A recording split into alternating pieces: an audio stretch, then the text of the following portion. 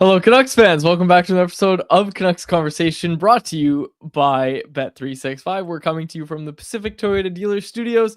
Visit shoptoyota.ca or visit your local Pacific Toyota dealer. Today, my name is Dave Woodrelli. I am joined by Harmon Dial. If you heard me laugh off the top there, folks, it's because our technical producer, Jacob Bazar, responding to a request in our YouTube live chat before the show started, brought up the giant baby because the Olympics are coming up. So Brady Tkachuk, ladies and gentlemen. All right, we got a few things to get to today. Harm, the Canucks are in Buffalo, 4 p.m. start, so we'll try to keep today's show short. And really, we're going to have some fun with JPat, of course. But we're going to try to keep it pretty short today when it comes to actually previewing what the Canucks are going to see in the Buffalo Sabres. But Harm, the Sabres are the NHL's hottest team, 9-1-0 in their last 10. I mean, if you include the eternally hot Colorado Avalanche, I guess they're not the hottest team, but 9-1-0. Yeah, the Avalanche are the only other 9-1-0 team in the NHL in their last 10 games. But the Sabres had that big win streak, obviously, that got snapped the other night against the Columbus Blue Jackets. For the Sabres, Harm, it's been you see it. I don't know if you've seen it, but I've seen a lot of it on Sabres Twitter. They're saying it's not just that Kevin Adams got let go, and casuals are going to say, oh, Kevin Adams got fired, they turned it around. Sabres fans are saying they were starting to turn it around right before the Kevin Adams firing, and then they fired Adams, and it just continued. But they were starting to turn around before Kevin Adams was fired, is what I've seen on Sabres Twitter. What's behind this turnaround for the Buffalo Sabres? Yeah, the Sabres are a really interesting team because they got off to this awful start. And I remember before the season started, I actually thought with some of the young talent that they have, in addition to having some elite pieces at the top of the lineup in Tage Thompson and Rasmus Dahlin, you add Michael Kesselring, all of a sudden that blue line looks pretty decent. And to me, even though the Eastern Conference was pretty stacked before the season started, I thought this team could contend for a playoff spot. But then the issue with Buffalo is they've missed the playoffs more than a decade in a row. And the bad vibes in that dressing room around that core. You just never had faith that they could get off the ground. And then when they got off to that awful start that they did last in the Eastern Conference at one point, it was fascinating because their underlying metrics were actually pretty good. And I remember having a conversation with an exec out in the East, and we were having a conversation around the playoff race. And he pointed out to me, Buffalo's metrics are surprisingly good, but neither one of us really bought that they were going to go on a massive tear just because they're the Buffalo Sabres. You never expect them to actually take advantage of opportunities, and yet they actually do capitalize on it. It's been a combination of a few factors. I think number one, Josh Doan has been way better than anybody could have expected. Yep. When we look back at the Paterson trade, the Sabres got flamed for that, and a lot of people on hockey Twitter were calling it a return. And it's funny because I actually thought it was a decent return that the Sabres got, but for me it's because I was mostly high on Michael Kesselring. The funny thing with Kesselring is he's been injured most of the year. I don't think anybody expected that Josh Doan halfway through the season would be on pace for 24 goals, and not just on pace for 24 goals, but he's one of their best two-way wingers where his ability to hound pucks on the forecheck, win board battles, make subtle, smart plays has been such a game changer. Then you have Thompson on pace for 40 goals. You have Dahlin starting to play at an elite level. Matthias Samuelsson has had a pretty dramatic bounce back. This is a guy that for a while was viewed as being a potential buyout candidate this past summer, and yet he's returned to form as a top-notch defensive stud. And then during this win streak, Owen Powers really found his footing. He was becoming a whipping boy. So I think you've got a situation where the blue line is coming together for them. The forward group is deeper because you've got Doan making an impact. You've got even a guy like Jack Quinn having a bit of bounce back. Benson's been really impactful and has taken a step. And then the other big game changer in terms of what I'm looking at for whether the Sabres can sustain this and actually make the playoffs is Josh Norris's health. The Sabres have been a completely different team when he's in the lineup. He's got 13 points in 14 games. When you have a 1-2 punch of Thompson Norris, the Sabres straight up look like a playoff team. And so Josh Norris is healthy right now, but when he's been out of the lineup, then all of a sudden their top six doesn't have that same, not just offensive scoring, but what Norris does from a defensive standpoint as well in terms of eating big matchups. So when we try and digest the Sabres turnaround and is this legitimate, whether Norris can stay healthy and be productive through the remainder of the season, to me, is going to be the biggest X factor of whether the Sabres can actually hang around in this playoff race.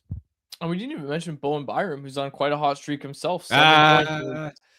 I actually think Byram is, like, I know he's been racking up points offensively, but I think he's become an overrated player. And especially because dude, he's got some of the worst defensive metrics in the league. I've been really disappointed by how Byram hasn't really been able to become an impactful two-way presence, where there was a stretch where he was, or like I want to say some weeks ago, where he was on the ice for the most 5-on-5 goals against of all NHL defensemen.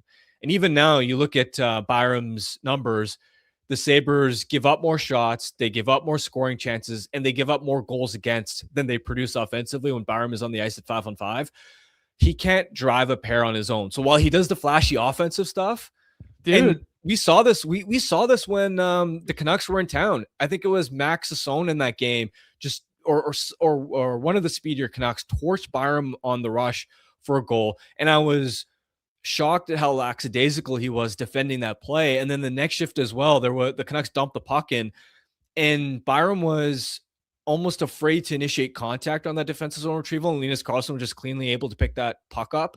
And I just thought to myself, this isn't the player I thought he was going to be. And maybe part of that is the concussions, where he's afraid to go back to and make hard defensive zone retrievals the way he maybe would have earlier in his career. Maybe there's a fear factor involved, but I remember having a conversation with the Sabres beat writer Matt Fairburn for The Athletic about, hey, like what's up with Byram? His defensive metrics are rough. Like he hasn't looked very good in this game against the Canucks. Is what I'm seeing, like, has it generally been true? And he said, yeah, he's been problematic for them defensively. So yeah, he's turning around offensively, and he has been better lately. But I'd be careful about anointing Byram as a stud defenseman. I didn't say that, but I was just going. I told you to prep for today's show. I was looking all over Sabres Twitter. People are pumped about Byram right now. Maybe it's just the points. Right now, it's 7 points in his last 6 games. It's 3 goals in that time.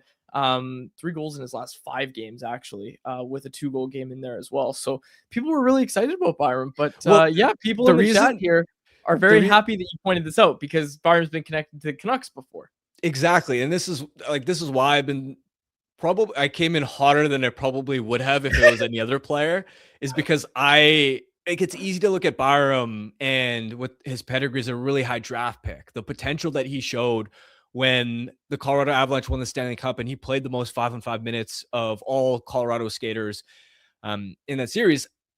A lot of people, myself included, thought that he was going to be a top pair star for a really long time. But then since the concussions, he just hasn't been the same two-way player. And he's one of those players that I think a lot of casual viewers, not only because of the name brand, but because he does put up points, will tend to think highly of. But the more you watch him play, the defensive metrics, all that kind of stuff, he strikes me as the type of player that, especially because defensemen who register points get paid a lot on their next contract, I wouldn't want to be the team that either A, pays assets to go and acquire him, or if he hits a free agent market, I wouldn't want to be the team that gives him the lucrative payday that he's going to be searching for.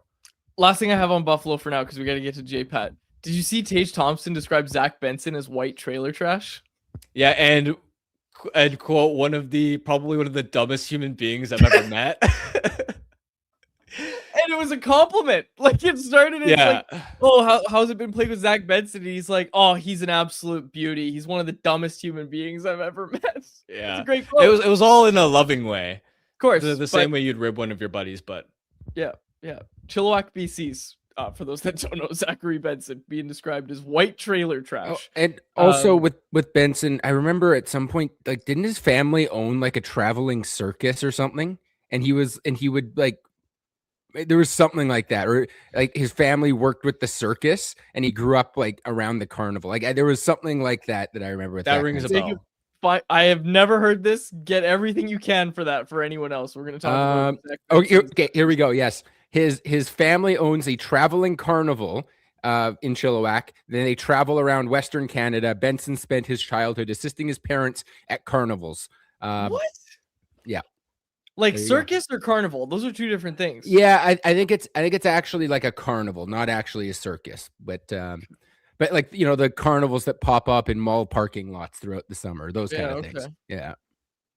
There you go. Jeff Patterson, let's bring him in. JPat joins us. He's a presentation of our friends over at Greta. Have you ever wanted to meet Jeff Patterson? Obviously you have. You can. Rink-Wide Vancouver is going to be recording live at Greta after our watch party this Saturday, January 10th. Doors open at 3 p.m. Puck drop is at 4 p.m. between Vancouver and Toronto. We're going to have great specials all night long. Come hang out with all of us. Irf, Harm, Jacob, myself, JPat, everybody's going to be there. It's going to be a great time. Come hang out with us. It's a free event. Just text 604-256-4022 to reserve your spot. Just tell them you want to tag along for the Canucks Army watch party on Saturday. We're going to fill that place with Canucks fans, and it's going to be a really good time. 50 West Cordova Street is the address. Come hang out with us on Saturday. All right. Jeff Patterson joins us now. JPat, any carnival takes? Any Bowen Byram takes that you want Harmon to yell at you about? When I was a young broadcaster in Kamloops, and I got like the Wayback Machine here, on a road trip to Brandon. Brandon played its games. I don't know what they call them now. It was the Keystone Center way back then. It was part of a big agricultural sort of exhibition hall, and the hockey rink was at one end of it. But they did agricultural fairs and all sorts of other things. My first time in there, I got lost. I took a wrong turn. I thought I was going to the rink. I took a left, and I walked into like a holding pen full of elephants. A true story. Pretty much the last thing on my list that I expected to encounter as I was preparing for a junior hockey broadcast, but you never know what you're going to get in some of those rinks. So that's about as close as I can get to a circus story for you. But I do want to mention Bowen Byram. Hopefully that a Harm will jump down my throat the way that he did to you, Quats. That was low-key one of my favorite Harm moments ever. Like, you were so ready. And you just like Kembo like swatted him away. Nonsense. None of that. We're not standing for it. I loved it. More of that. We need more of that here on Convo. Is you shutting down Quads with some of his takes. Oh boy. All right, Jeff. We said we wanted to talk to you about this because we chatted about it and I texted you about it. You know it's coming. The podcast ended up at Woody's. I'll be honest. I went to Woody's for the first time like not long ago. I watched a UFC event not long ago there. Great spot in Coquitlam. Oh, how the hell did the podcast end up at Woody's? What's the story there? Well, I think like everything, you follow the money. The easy answer is that Woody's was a sponsor of the province at the time. And this is back when the PatCast was still a province production. So it's central, as you would know, just off the highway there in Coquitlam. Pretty easy to get to, but more than anything, it was already a sponsor, so they were working with the province. So I said, hey, or I imagine the conversation was like, yeah, we've got a place, you've got a podcast, bring it down and we'll see what happens. We did a couple of podcasts there, but the backstory here is that the first time we ever took the PatCast on location, we did it at Eagle Ridge Chrysler, which was the very first sponsor we had. There's a central location. Great spot right off Lougheed Highway. Totally. And they were great. They were our first ever like paid client or sponsor of the PatCast. So we wanted to show them some love. We agreed we would take the podcast, set up on the showroom floor. I remember doing it. They had a lovely red convertible Corvette just sitting right there. We attracted 6 people. I kid you not. And I know that when you only have 6 people, because you can count them. And among the 6 was Ryan Beach before he became the high-level executive that he is now inside that Vancouver Canucks front office. He was still a Canucks Army at the time. He and Botch were fairly close, and I think we're in constant contact. And he came out to support us with one of his buddies. So I thanked him that night. I still thank him because without him and his buddy, it would have been four people to watch the production of the PatCast. Fortunately, by the time we got to Woody's, The first time we filled that back room, and Botch was on fire, as he so often was, but like he was at the top of his game. It was an incredible night. And one thing I remember from that night is afterwards, they were lined up like 20 deep. Everybody wanted to get a piece of Botch and photos and all that kind of. And some guy got to us and said, and remember, this is like 10 years ago. And there were podcasts, but not the proliferation of podcasts that exist now. We were a little bit ahead of the curve in that regard. And this guy comes up to us and he says, I'm telling you right now, in 5 years, this is going to be your meal ticket. This is all you guys are going to do. This is going to take off. And like, this is one of the great, I don't want to say disappointments, but like that we never really did get to see what the PatCast could have become. And I think of that comment now that we all live in the digital world, and this guy was onto something. And if Botch was here, he'd be a star of obviously his own and probably every other show in town and across the league. So that night was memorable. And then once we moved over to TSN, we took it back to Woody's for a second one. This time we had a band. We had the Odds, like the house band that, they play Roxy, or at the Roxy still. I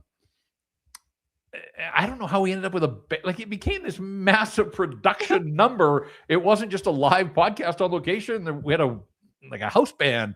And so, we've had a couple of goes at Woody's. Maybe we have to get back there, but we're going to Greta this week, and we will have a very good time, and looking forward to meeting a whole bunch of Canuck fans and Convo viewers and rink-wide watchers. And come on down. If you're not, don't have plans already, make plans. Come down on Saturday to Greta. You hear that, Quads? You're going to have to get a live band for JPat. That's the only way you can match the production. Get on that right now. Jacob, book a live band. JPat, you mentioned rink wide. You're having to meticulously break down each and every game at a point in the season where a lot of fans are mostly just interested in the tank and to see how the young guys fare. But ultimately, day in, day out, there isn't a lot of hype or excitement for the games, given where the Canucks are in the standings.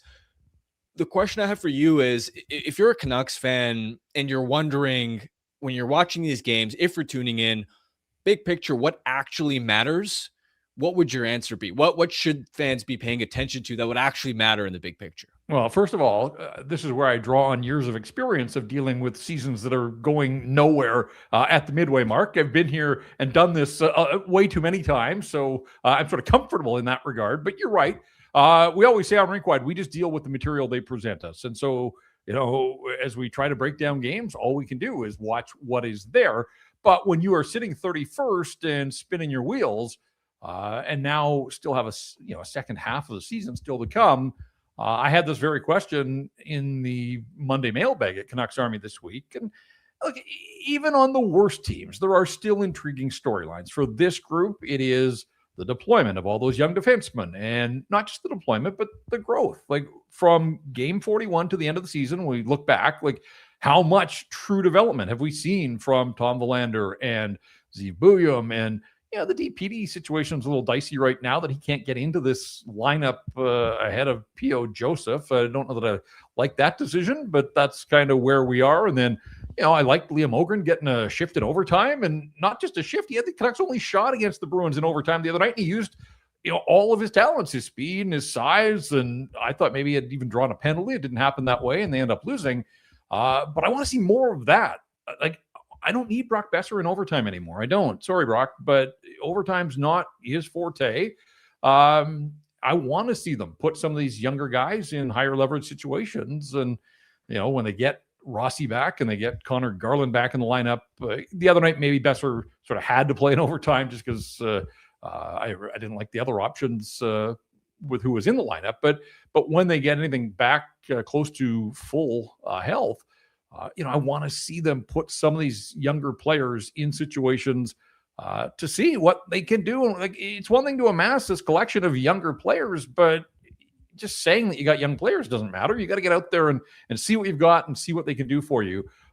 So I would say that. And then, of course, we're all on Kiefer Sherwood watch. And, that's going to occupy a lot of the discussion, as it should, until it comes to a conclusion. And hopefully that conclusion is, in fact, a trade that yields them the kind of return that we all think that it should. But until we see what that is, ultimately, that will remain an open file. So, yeah, I mean, I wish there were better options. You guys are hands-on with this team too, though. And this is what they are, and this is who they are. And so, it's funny, Harm, just the way you sort of started that question. I was thinking to myself as I was about to join you guys, like, I can't recall in recent years a quieter game day, honestly, than here we are. It's a Tuesday. The Canucks are in Buffalo. They're in 31st place. The storylines aren't terribly appealing, but like on social today, like, it is silent. And I think that's just a true indication of dropping interest level in this hockey club on a day-to-day, game-to-game basis. Jeff, you brought up the Sherwood stuff. For those that missed it, Dollywall threw it out there today that he believes the Canucks offer was somewhere in the $4 million a year range. They made a very respectable offer to Kiefer Sherwood on a medium-term deal. You can go read the full quote and everything, CanucksArmy.com.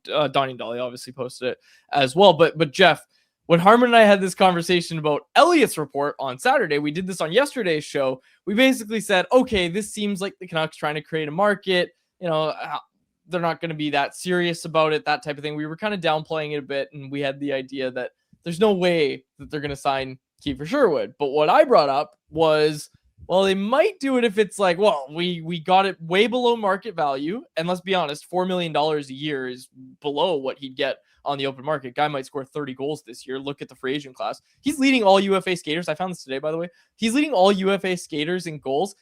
He's only tied with Alex Ovechkin at 17 on the season of all UFA skaters. So my point being, he would get a big ticket in free agency. You'd assume it's that $5-6 million for more years than what the Canucks are offering. But what we said yesterday, Jeff, was just that even if you get him on a discount and you get this, let's say, 4-year deal at $4 million that looks great on paper, it just doesn't make sense for this team at the end of the day.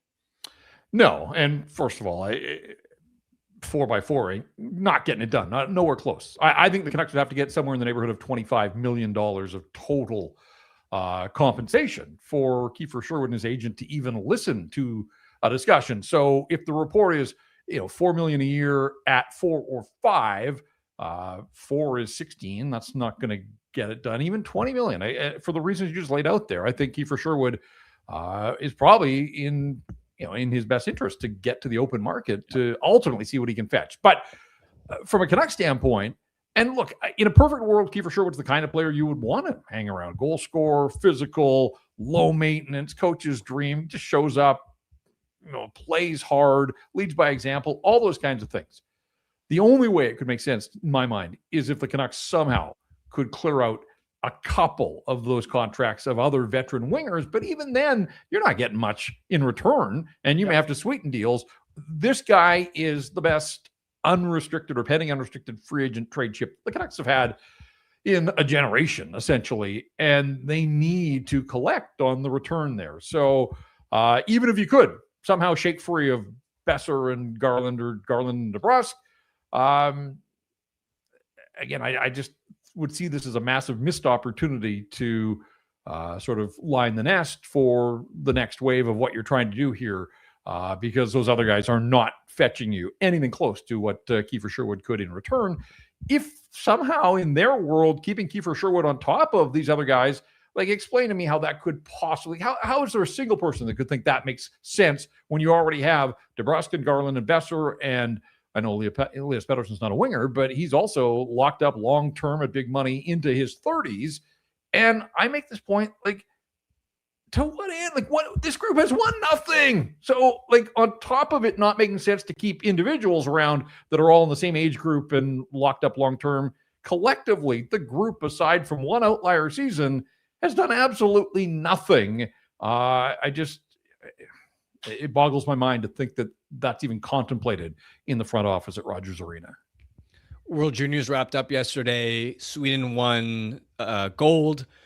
A few different angles to potentially look at it from a Canucks perspective, Brent Coots, or even just generally Team Canada's early exit, and then the whole Stenberg, McKenna conversation.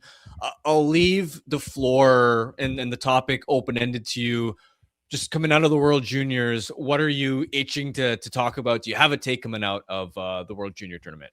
Yeah, it's that the older I get, the less I care about the World Juniors, and the more I just want to see the Vancouver Canucks win a Stanley Cup. Honestly, like I'm not here pulling out my hair that Canada lost. Other countries are allowed to be good at our game. They're allowed to beat us. And, do I want to see Canada get back on top? Sure. I'm not pulling against Canada, but it's a short form tournament.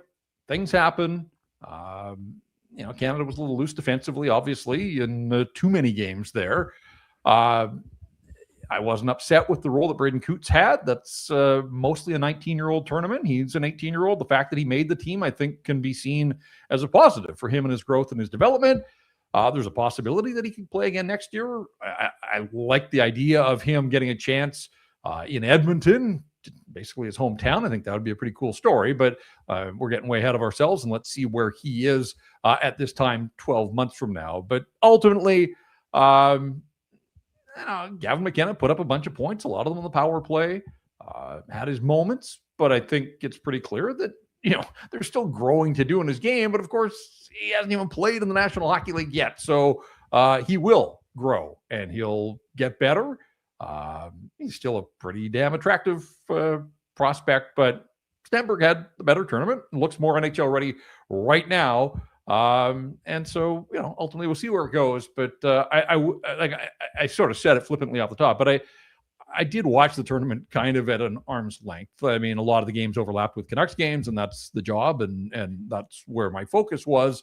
But yeah, I'm not one of these guys that just freaks out because Canada, the state of Canadian hockey, I guess I side with this idea that with Macklin Celebrini and Matthew Schaefer both eligible to play on that team this year, we're doing okay at still producing top-end talent. And yeah, if you had all the NHL guys that could have played for Canada, sure, might have been a different outcome. That's just not the way it goes. And so we're number 3. I don't think they make those foamy fingers for we're number 3, but we got bronze medals to show for this year's effort, and we'll see what next year brings. Jeff, just switching back to the Canucks here, Tom Verlander, it looks like he's going to get the shot on Power Play 1 this evening against Buffalo. You wrote about that over at CA yesterday. Your thoughts on that move, and really just as you look at Tom Verlander's rookie season, basically at the halfway point of the season here, what have been your thoughts on him?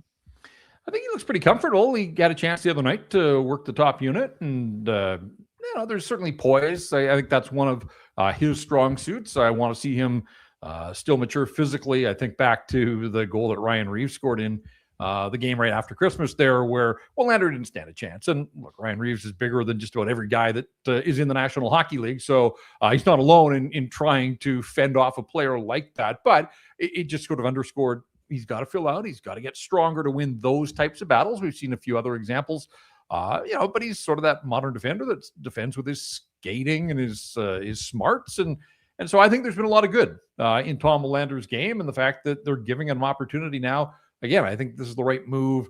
And that's not to say that William can't get that spot back or shouldn't get that back, but why not? It's game 41 or 42 of a lost season experiment. I think this is the right coaching call to give a guy like Verlander a little bit of run here, and we'll see. Now, you guys did a nice job of breaking down the Buffalo Sabres and what makes them, or has made them successful here on this 10-game win streak that ended the other day in Columbus. One thing that isn't talked about a lot, they have the second best penalty kill in the National Hockey League.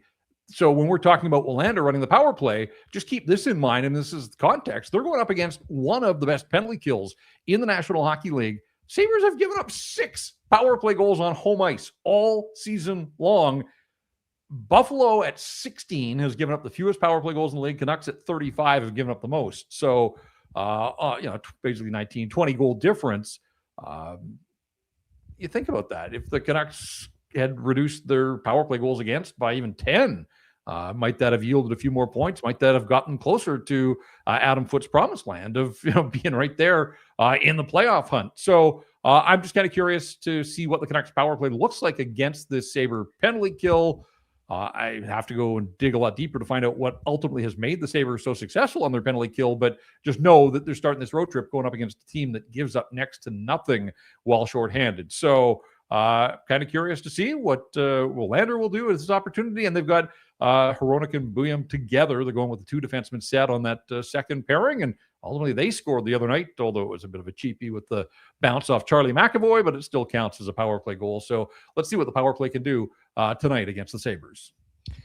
How do you think the Canucks should manage DPD's development for the remainder of the season? Because he's a tricky one for me, where came out of the gate in the middle of last season and immediately looked like this guy should be an everyday NHL defenseman. And yet this season, it feels like his game has taken a step back in terms of his consistency. From the eye test, it seems like there have been a lot more mistakes where he's pinching in the wrong spot, maybe in the neutral zone, and he's putting himself out of position. Some costly errors for sure. His underlying metrics are pretty concerning. Yet, like, yeah, you understand and expect that a young defenseman is going to have some growing pains, but now he's also in a position where looks like he might be out of lineup tonight. He's been healthy scratched for a couple of other games recently. For DPD, do you think that he should go back, maybe even go back to Abbotsford and be a big minute muncher, get his confidence back up? Do you think it's as simple as, I don't care if DPD is struggling, he should never be out of lineup for Joseph, and the NHL is the best spot for his development? What would you do with DPD and his and where he should play, how the Canucks should handle him? Yeah, well, this is going to be 3 of the last 4 that he has watched, and the game that he played the other night against Boston, he had 10 minutes of ice time. I don't think that's good for his development. And I'm with you. Like, he burst onto the scene last year, and it was a revelation. And we're like, this, third-round pick at the age of 20 looks like an NHLer. And I think one of the things that we all liked about DPD last year was how physically assertive he was. And, this is a young guy who was throwing guys that have been doing this for 10 years around, got in that fight in Colorado. Everybody loved that. I've seen so little of, like, he doesn't even look like the same sort of player on the physical side this year. He's just out there. And so, look, lots of guys have sophomore slumps. Maybe that's all it is. But if he's only going to play 10 minutes and sit 3 of 4, and I don't think that's going to be the rotation, but in the here and now, that's what it is. Like, I wouldn't be all that upset if somebody in the organization thought that Abbotsford was the best place for him, even on a short span, just to sort of, as you said, play a lot, get that confidence back. I want to see him be a guy that's, trucking opponents and after the whistle, getting in guys' face and all that kind of thing. The Canucks need that element. That's sorely lacking on this hockey club. And I thought that was one of the things that he was going to be able to bring to the mix, and he really hasn't. So there have been a lot of disappointments that are above him on my list of disappointments this season, but yeah, sort of small D disappointment. I would think, just in terms of, I was hoping that he was going to continue to progress. And I know that it's not always a straight line, but it doesn't feel, and it was right around this time last year. He made his debut against the Washington Capitals when they were the top team in the National Hockey League. Like, think about getting thrown into that situation. And he held his own that night and didn't look back.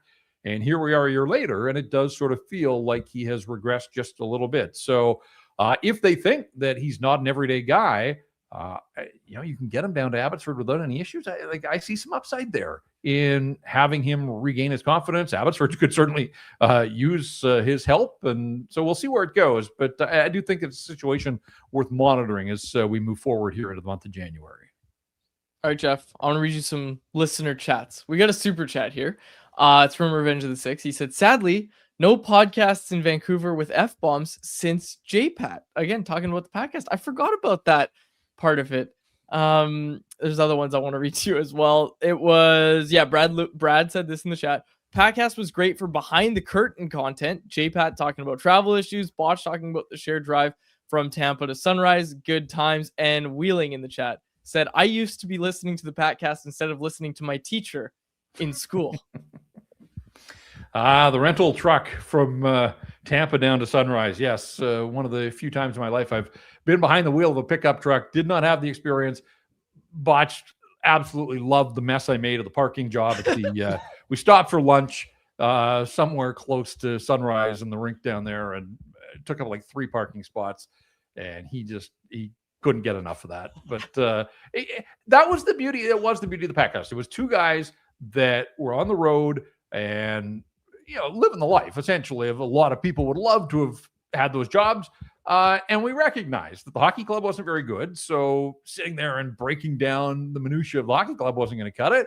So we just started to tell stories. And people always were like, did you guys rehearse? Did you? And that was one thing that we agreed on, that there was never going to be any discussion of what we were going to talk about. We figured we were 2 guys that were on the beat. If we couldn't talk about hockey issues, then we shouldn't be doing a show. But we also recognized that there was so much more to that show than just what went on in the rink. And so, airport stories and travel woes, and remember getting flight cancellations and dealing with that and all kinds of stuff. So great times, great memories. The hotel room in Calgary. That story will live on. Yes. And I've had people that doubted me on that one. And I don't know how you prove it to them, but I swear that happened. And absolutely. I lived through that. Might need you to retell that story next week, Jeff. Jeff, thanks for doing this. It was fun to reminisce, and it was obviously fun chatting with you. We'll do it again soon. Thanks for doing this. We're that much closer to the Canucks and the Sabres on a Tuesday afternoon in early January. Bring it on. Fire me up. Fire me up. Thanks, Jeff. There he is, Jeff Patterson. Check him out on Rinkwide Vancouver, coming out with us and him on Saturday at Greta. I mentioned a super chat there. If you want to make sure your question or comment gets on the show, hit us with a super chat. Proceeds from our super chat go to the BC Mental Health Foundation, changing the face of mental health and addiction by supporting breakthroughs in care, public understanding, research, and knowledge exchange. Let's get to anyone else. Anyone else is presented by Pacific Toyota Dealers and the Toyota Prius plug-in hybrid, a no-compromise approach to electric vehicles that offers the best of both worlds. You can drive 72 kilometers on battery alone, enough to get you from downtown to the rink, the grocery store, and home to recharge.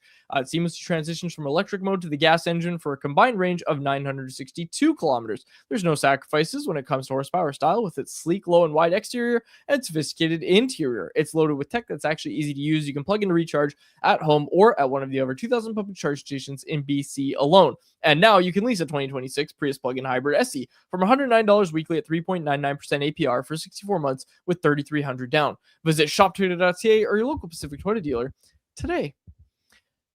All right, some more news when it comes to Canucks prospects being traded. Ready, folks? Parker Alkos has been traded to, wasn't it I should know this off the top of my head. It was whoever's hosting the Memorial Cup this year. He's been traded to that team. Kelowna's hosting. Thanks. Kelowna Rockets. Alkos has reportedly been traded to Kelowna. Dollywall reporting it. These aren't coming out officially yet, but we're getting the reports. So Parker, do they file these trades at Dollywall before they become official? I think the Coots one was because he was still at the World Juniors, so they couldn't announce the trade yet.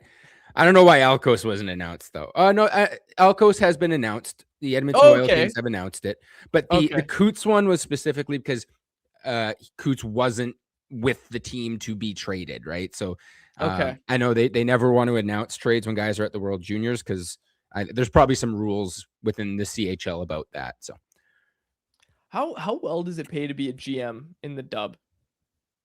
Like, don't give me a number, Jacob. You don't have to expose that. But like, they get paid. Okay, yeah. They probably they get paid quite well, but it's still a lot of work. Like you never get a day off. I want to do that. That's Be a WHL, just scouting bantam hockey, looking for any players who are already over 6'2", dude, at 14 years old. The biggest kids you've ever seen. Like, what a team I could put together. And you can trade all your draft picks. Yeah, you could trade draft picks like 15 years in the future. Oh, and I could trade 8 of them at a time. The plan, simple. Trade all the futures for the best players, and then we're going to win. That's the plan.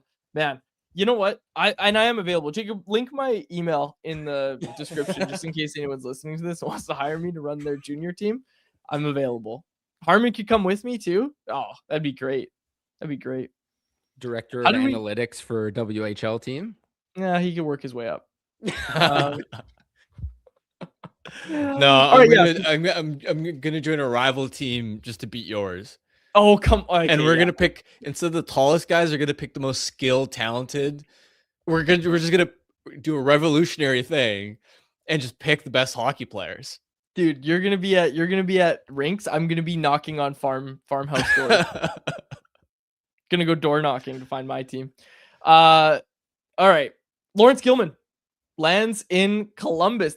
Let's be honest, this is a long time coming, right? For Gilman to like run a hockey operations department, named the VP of hockey operations in Columbus, teaming up with the computer boys again in Columbus. Worth mentioning that as well. Yeah, Lawrence Gilman named VP of hockey operations in Columbus today. Happy for him. Deserved to get in a role where he's in charge.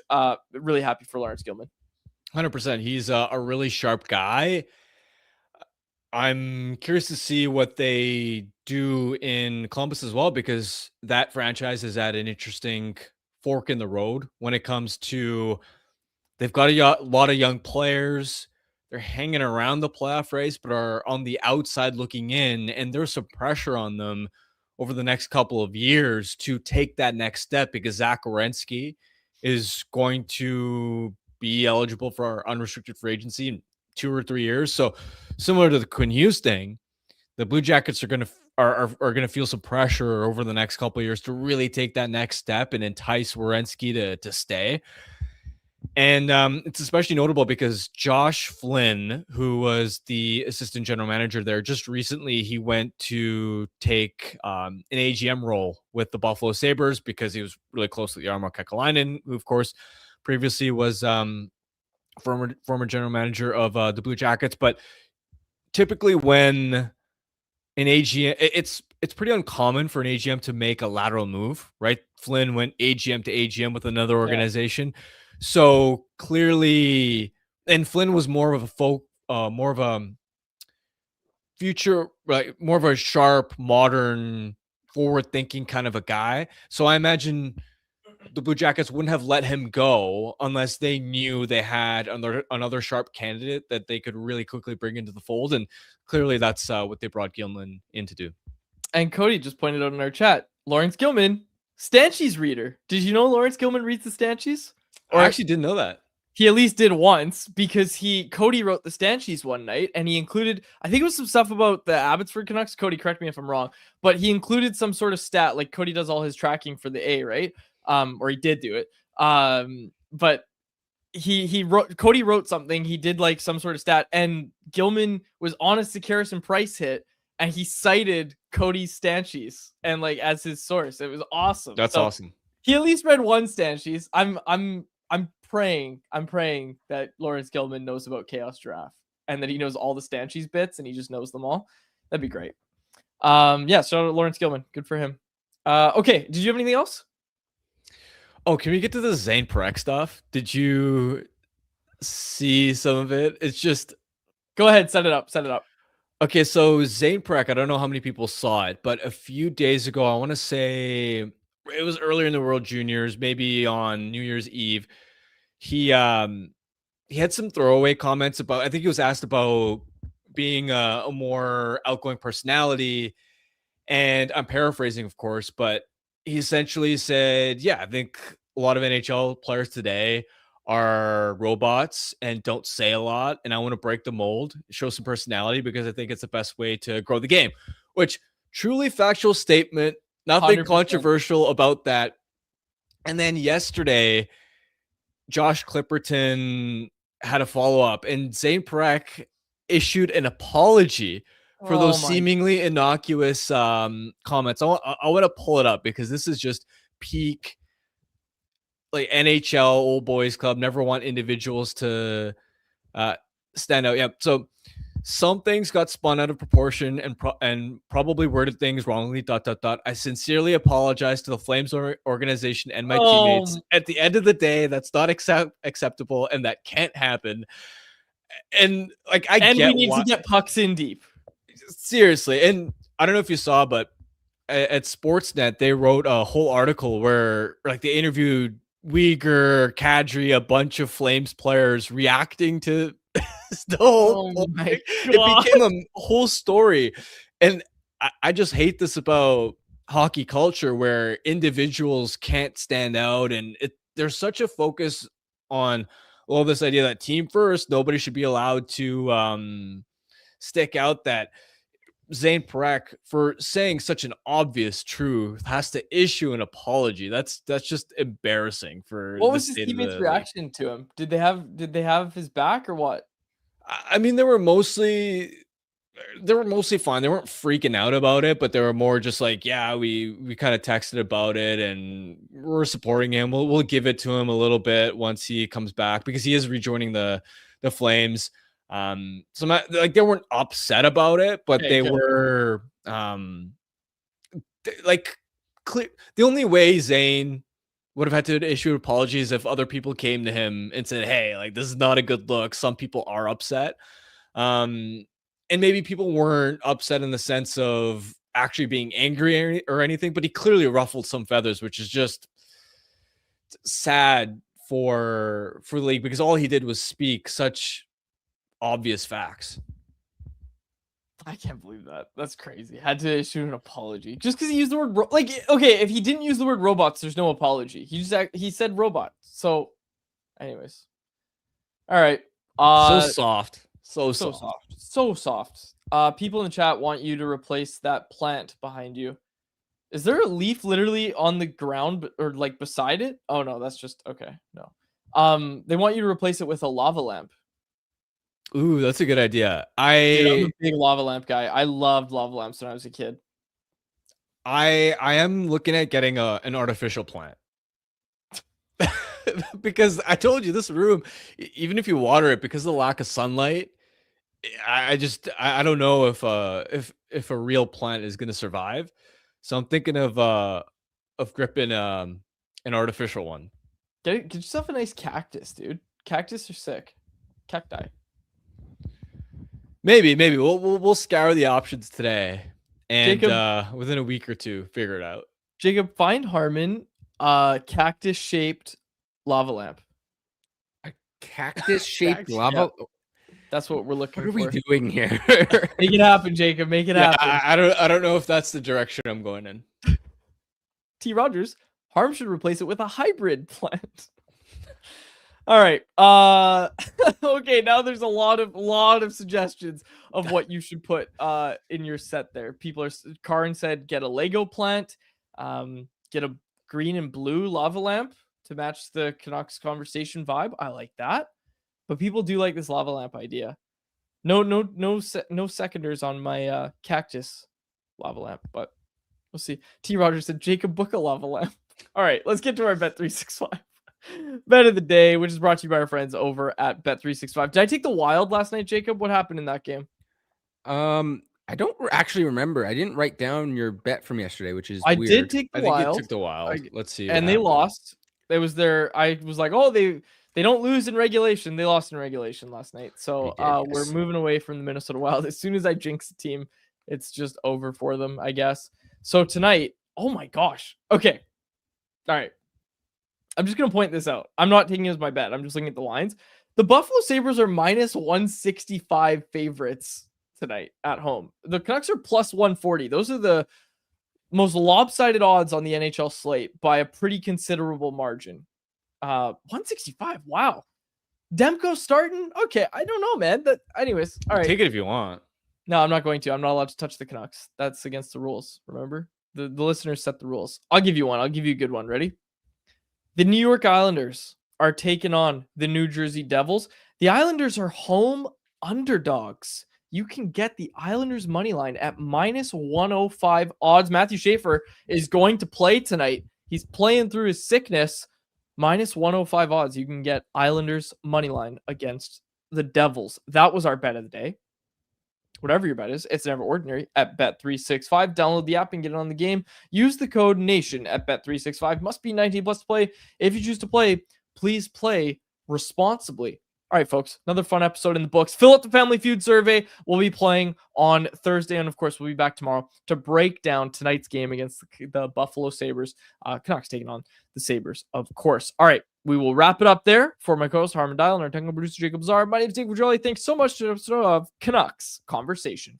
Canucks Conversation is live Monday through Friday, every weekday at 2 p.m. over on the Canucks Army YouTube channel. Make sure you like, subscribe, and interact in the YouTube live chat every day with us, folks.